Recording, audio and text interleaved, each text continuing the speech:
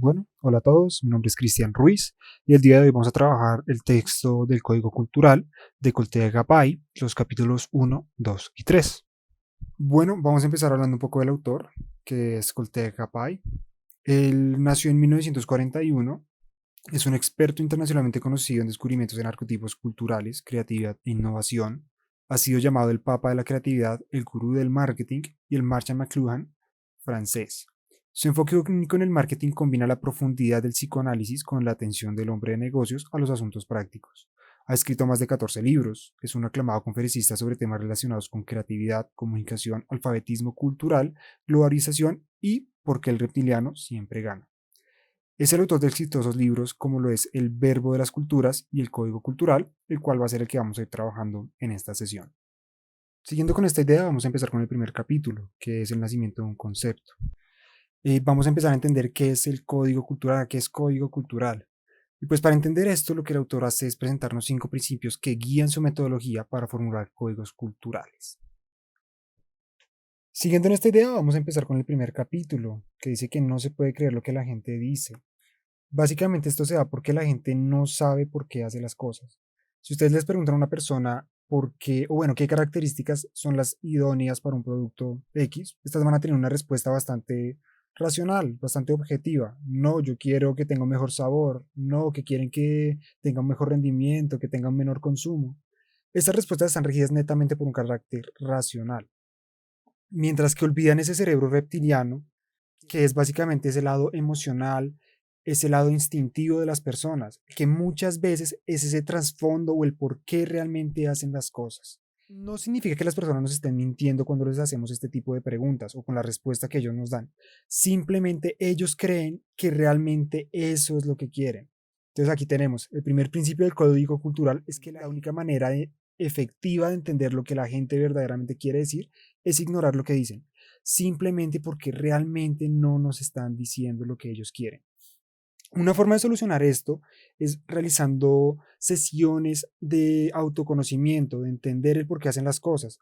Una opción es hacer preguntas un poco más ambiguas que lleven a desarrollar este lado sentimental, este lado emocional, para lograr entender el trasfondo de las cosas.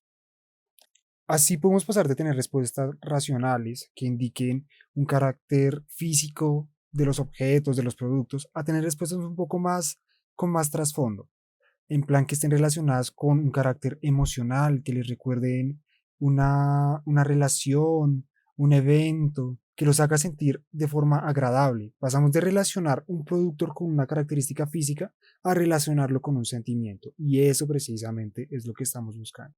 Esto es lo que nos va a llevar al segundo principio, el cual dicta que la emoción es la energía requerida para aprender algo. Y el papel de la niñez es fundamental para la formación de esas autopistas mentales, puesto que en esta etapa es donde vamos a formular la mayor parte de nuestras autopistas mentales a futuro. Pero entonces, ¿qué son estas autopistas mentales? Básicamente son esas rutas que vamos a seguir para tomar cualquier decisión. Para que entiendan un poco, imagínense la situación en la que un niño se quema con una olla caliente. El niño en ese momento va a tener un nivel alto de estrés donde va a sentir dolor, seguramente temor, ira quizás, ¿por qué no? Y esto va a hacer que recuerde que no debe coger ollas calientes. A corto plazo, el niño va a estar convencido de que no debe tocar ollas calientes puesto que se va a quemar. Y ahí en adelante va a entender y va a aprender que no debe coger ninguna cosa caliente, pues le va a generar dolor. En este apartado ahora tenemos el siguiente principio, que es el principio que dice que el mensaje está en la estructura y no en el contenido. Básicamente acá podemos partir de una historia. Es posible cambiar ciertos aspectos de la historia sin cambiar la estructura y realmente esos cambios van a terminar siendo irrelevantes para el desarrollo de la historia. Esto se va a extrapolar a decir que la clave para entender los verdaderos significados de nuestras acciones es entender directamente la estructura. Imagínense una canción, ¿listo? Una canción puede ser tocada en piano, guitarra, violín, inclusive se puede cambiar de escala, pero la canción en esencia va a ser la misma. Claro, van a cambiar detalles, esto va a hacer que la canción suene un poco distinta, pero la estructura de la canción va a ser exactamente la misma. Entonces decimos que hay 3 estructuras principales, que es la estructura biológica, cultural y la individual. La biológica hace referente al ADN prácticamente, lo que podemos diferenciar entre micos, marmotas, cerdos, humanos, jirafas, entre otros. La segunda estructura hace referencia a un carácter cultural. Esos patrones de lenguaje, arte, hábitat, historia, que se organizan y generan esta estructura que llamamos estructura cultural. Y finalmente tenemos la estructura individual, la cual hace referencia a que hay una gran variedad de personas, hay una variedad infinita de personas, principalmente por su forma de relacionarse con el entorno, ya sean con relaciones personales como padres, primos, amigos, o con objetos físicos, y cómo pueden llegar a tener diferentes perspectivas sobre un mismo objeto. Inicialmente las personas inician con el mismo contenido, pero con el tiempo estas van a desarrollar diferentes estructuras. Esta estructura en mercados se puede traducir a la relación que tiene el consumidor con el producto o servicio, y esto va mucho más allá que el uso, que como no, es importante, las características del producto son importantes y cómo las usa la persona son importantes, pero entender ese vínculo entre la experiencia de consumir algo y las emociones que esto genera, es que se genera realmente esta estructura que es la que hay que analizar. Recopilando todos estos principios es que llegamos al cuarto principio, donde decimos que hay una ventana en el tiempo para crear una impronta, y el significado de la impronta varía de una a otra. En principio, uno no posee una segunda oportunidad para tener esa primera experiencia. Es por eso que la niñez marca enormemente el comportamiento de una persona.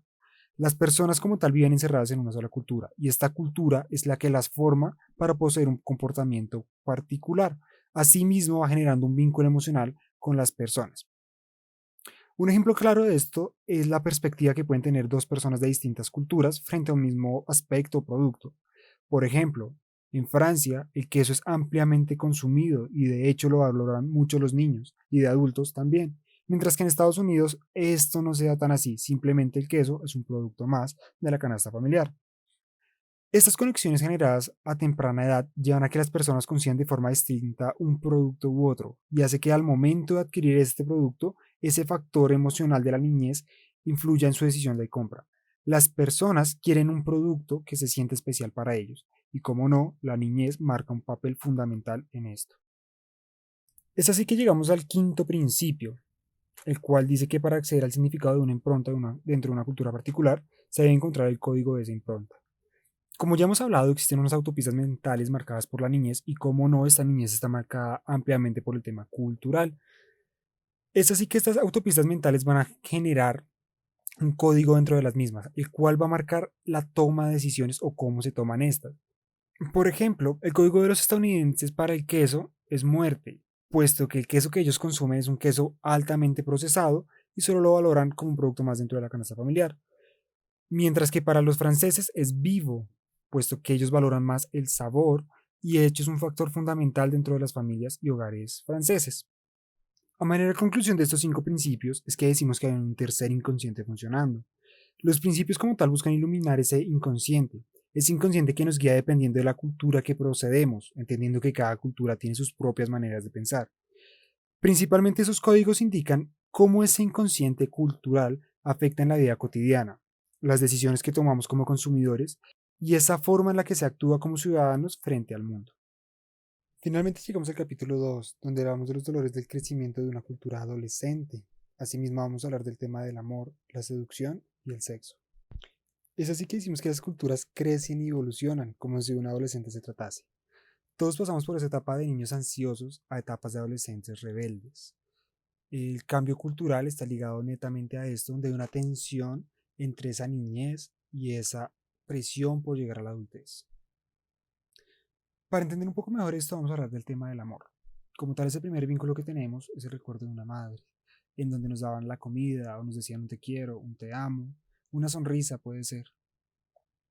Ahora vamos a hablar un poco de la adolescencia. Como ya lo mencioné, estamos en un proceso de transición de niño a adulto, donde estamos en una situación de confort que si llegamos a cambiar va a sentir su rechazo. Y aún así queremos hacerlo, queremos estar en un estado adulto. Y de hecho, en el amor esto está muy relacionado, porque decimos que en la adolescencia se caracteriza por esa pérdida de la inocencia que trae consigo cierta madurez y la adquisición de nuevas herramientas para sobrellevar las cosas. Sin embargo, como les digo, se trae desilusión. En esa etapa las personas tienden a tener ese deseo de amar, esa necesidad de amor, o de creer al menos en el amor. Sin embargo, señalan que usualmente terminan estando desilusionados en esta búsqueda. El amor es un sueño emocionante que rara vez se cumple. Todo esto está basado en un ambiente estadounidense. Por eso es que decimos que el código cultural estadounidense, bueno, el código estadounidense para el amor son falsas expectativas. Ahora vamos a hablar sobre la seducción. ¿Por qué la seducción nos hace sentir en peligro e incómodos? Refiriéndonos a ambientes a la cultura estadounidense. El ritual de seducción es muy distinto entre las distintas culturas. Los franceses tienden a tener una tendencia por lo natural, mientras que los estadounidenses buscan ser un poco más artificiales y buscar una belleza relativa. Los ingleses en ese ritual de la seducción están relacionados muy bien más bien por un rechazo o una marginación de la mujer, puesto que prefieren mantener sus relaciones sociales por encima de las amorosas. Sin embargo, los italianos ven este ritual de seducción más bien como un pasatiempo, lo ven como un juego en el que jugar es más importante que ganar. Vamos a hablar un poco sobre ese código estadounidense sobre la seducción. Y este es la manipulación, principalmente porque los estadounidenses ven esta seducción como si los forzaran a hacer algo que no quieren hacer, o bueno, que creen que no deberían hacer. Este es un código que tiene connotaciones negativas. Para este caso, es oportuno alejarse de una forma constructiva del código, tratar de evitarlo o trabajarlo de tal manera que sea beneficioso. Ahora vamos a hablar del sexo, que tiene ciertas similitudes con el anterior. Decimos que los estadounidenses no tienen sexo, tienen problemas sexuales. De hecho, el código estadounidense para el sexo es la violencia. Y este en general tiene una connotación negativa, lo que indicaría que debería ser tratado al igual que el código anterior. No obstante, usualmente es usado en comerciales y en publicidad en Estados Unidos. Y esto se da porque precisamente los estadounidenses adoran la violencia. Pese a que la violencia tenga una connotación negativa, es necesario evaluarla en el entorno en el cual se presenta. Y aunque un código cultural sea percibido de forma negativa de manera general, es necesario evaluarlo en la cultura en la cual se presenta, para no tacharlo de positivo o negativo sin antes realizar los estudios pertinentes. Es así que llegamos al final de este capítulo, donde hablamos que estamos atrapados en la montaña rusa. Las culturas cambian a un paso glacial, cambian extremadamente lento. Es así que no vamos a ver el final de nuestra cultura adolescente durante nuestras vidas, y muy probablemente nuestros hijos tampoco, o los hijos de sus hijos. Esto significa que los códigos para el amor, la seducción y el sexo serán los mismos por varias generaciones. No es el mejor legado que les podríamos dejar, sin embargo, la adolescencia es un viaje o una montaña rusa que va subiendo y bajando. Finalmente llegamos al último capítulo, el cual habla de la vida en el eje. También vamos a mirar un poco los códigos para la belleza y la gordura para Estados Unidos. Decimos que las experiencias se pueden analizar mediante ejes. Una experiencia feliz tiene su connotación triste. Puede ser un poco triste, un poco feliz o excesivamente feliz. Y tiene todo el sentido del mundo, porque realmente no podemos experimentar la felicidad sin haber experimentado la tristeza, ya que si todos fuéramos felices, realmente nadie sería feliz. De esta forma vamos a empezar a hablar sobre lo que es la belleza. En Estados Unidos, donde el tema del sexo está vinculado con la violencia, la noción de belleza claramente se ve afectada por esto. Las mujeres buscan un equilibrio entre ser atractiva y ser provocativa. De lo contrario, podrían llegar a una situación de extremo peligro. Existe una delgada línea entre ser bella y ser muy sexy. El código estadounidense para la belleza, de hecho, es la salvación del hombre. De cierta manera, un hombre estaría dispuesto a acostarse con cualquier mujer que quisiera acostarse con él. Pero cuando un hombre se fija en la belleza de una mujer, si se detiene a admirar su magnificencia física en vez de simplemente echársela al hombro, su alma se eleva a otro nivel. Si una mujer puede impresionarlo con su belleza de forma permanente, si puede permanecer bella a sus ojos, entonces puede hacer de él un ser humano mejor. No obstante, esto también tiene su contraparte, la provocatividad, que de hecho si un hombre llega a caer en la tentación, fácilmente este va a tener la connotación de la perdición. Ahora vamos a hablar del tema de la gordura. La gordura como tal no es un problema, de hecho es una solución, la solución a otros problemas. El eje opuesto a la gordura es la conexión. En un principio uno se encuentra en una situación de confort, ya presentante un problema que no se logra solucionar, se tiende a engordar. Todo esto es para desconectarnos de esta situación problema, bueno, al menos para esta cultura estadounidense. Todo esto forma parte del inconsciente. Esa gordura de cierta forma permite usar excusas que van a ser aceptadas por la sociedad y van a permitir que esas personas regresen a esas etapas de la niñez, donde usualmente eran bien alimentados. Por esto es que el código estadounidense para la gordura es retirarse, porque se alejan de la realidad, escapan del problema. Mientras que el contrario a este vendría siendo la conexión, como ya lo mencionamos. La conexión prácticamente es retirarse de ese retiro. Si se es consciente de la razón, es posible llegar a tomar mejores decisiones.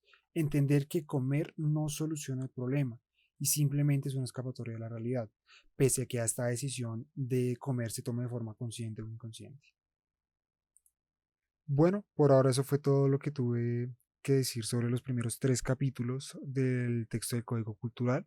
Muchas gracias por llegar hasta esta parte del video. Sé que se hizo un poquito largo, pero bueno, traté de explicarlo de la mejor manera posible. Si tienen alguna duda, aprovechen el foro. Yo trataré de estar pendiente para responder. Y no siendo más, muchas gracias nuevamente y adiós.